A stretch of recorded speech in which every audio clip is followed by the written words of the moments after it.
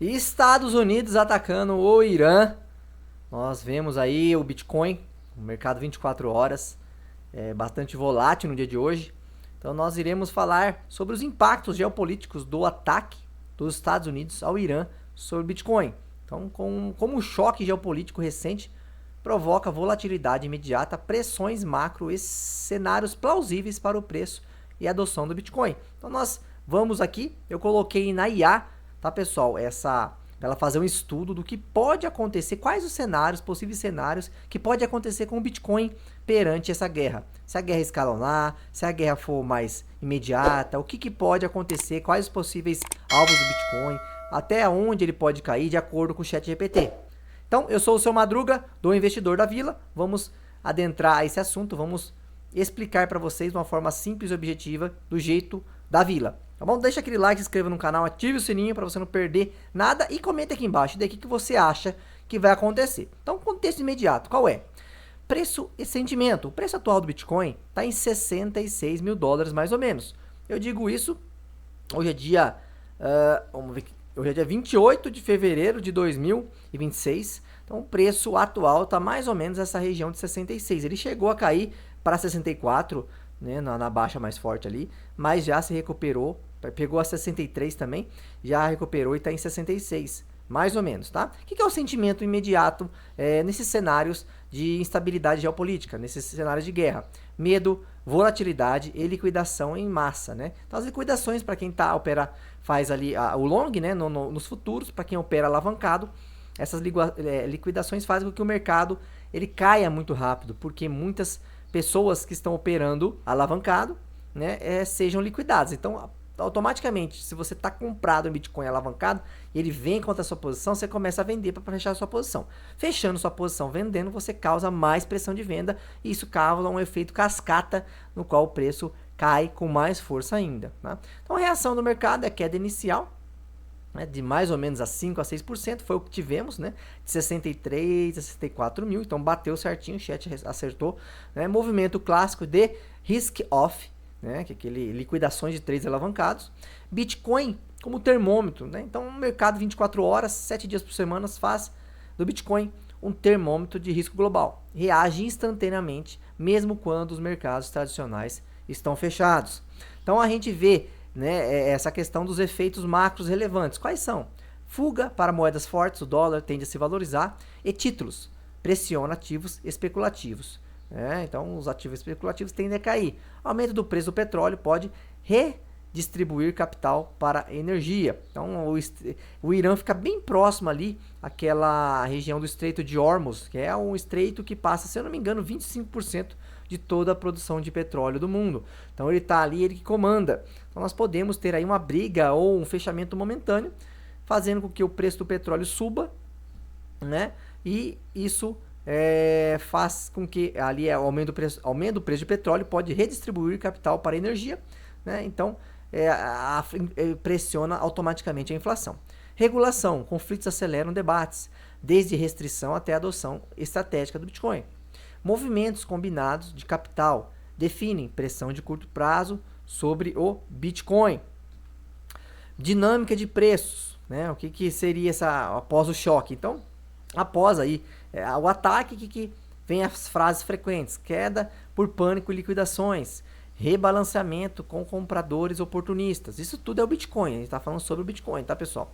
Dependência da duração e escala do conflito para definir recuperação ou nova pressão. Então, se o conflito tende, né, a se prolongar mais, a recuperação tende a demorar mais e tende a haver mais pressão vendedora no ativo. Tá? Então, o cenário 1, ataque pontual e acordo rápido. Se for esse o cenário, então vai ter qual vai ser o efeito? Risco reduzido, retorno ao apetite por risco. Bitcoin tende a recuperar rápido. Faixa provável de preço, de acordo aí, né, com o ChatGPT, de 70 a 80 mil dólares em semanas. Possível nova máxima se liquidez entrar, ou seja, se dinheiro entrar ali na economia, né, no Bitcoin.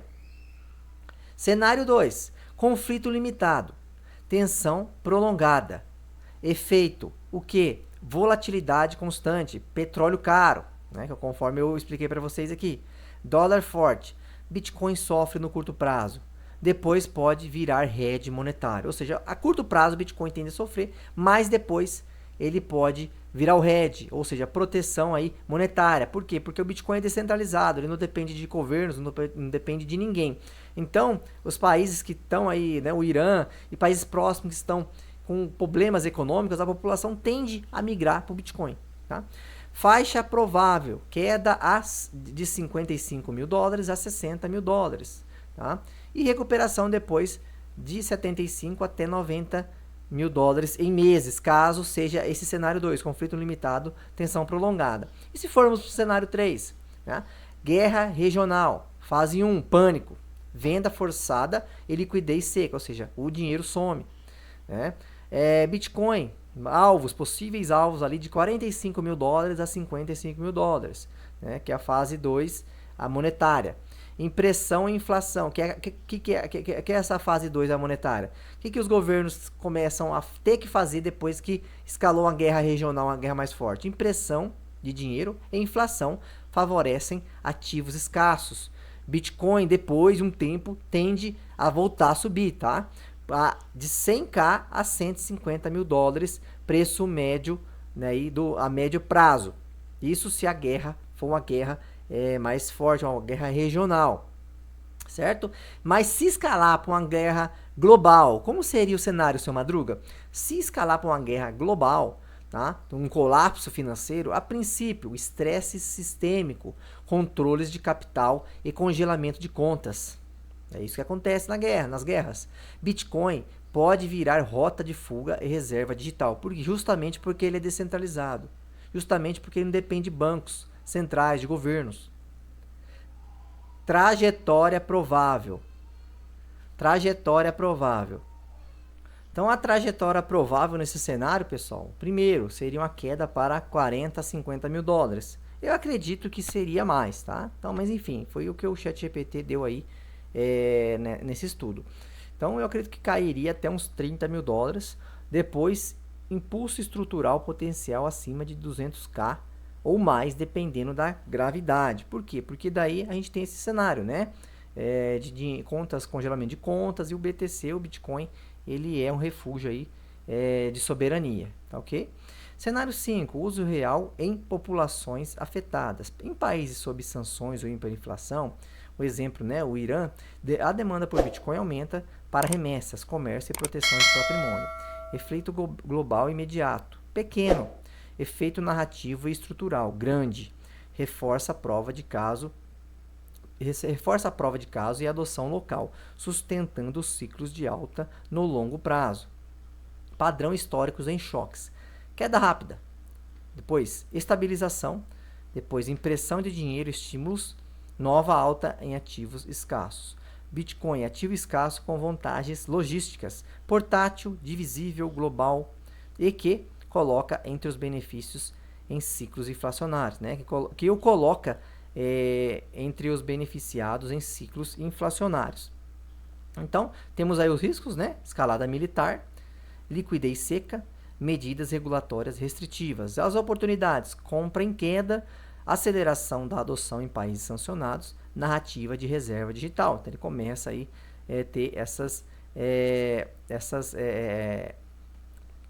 propriedades, né? Então, além de ser descentralizado, ele começa a ter uma narrativa de reserva digital, porque ele é inconfiscável, tá?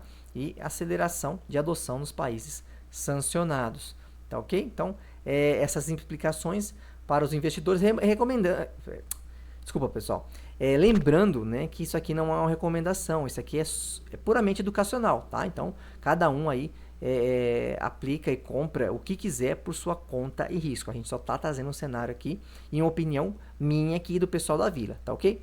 Implicações para investidores. Gerenciar a alavancagem, tem que ter muito cuidado, risco de liquidações. Posicionamento, né, por cenário, curto prazo versus o estrutural.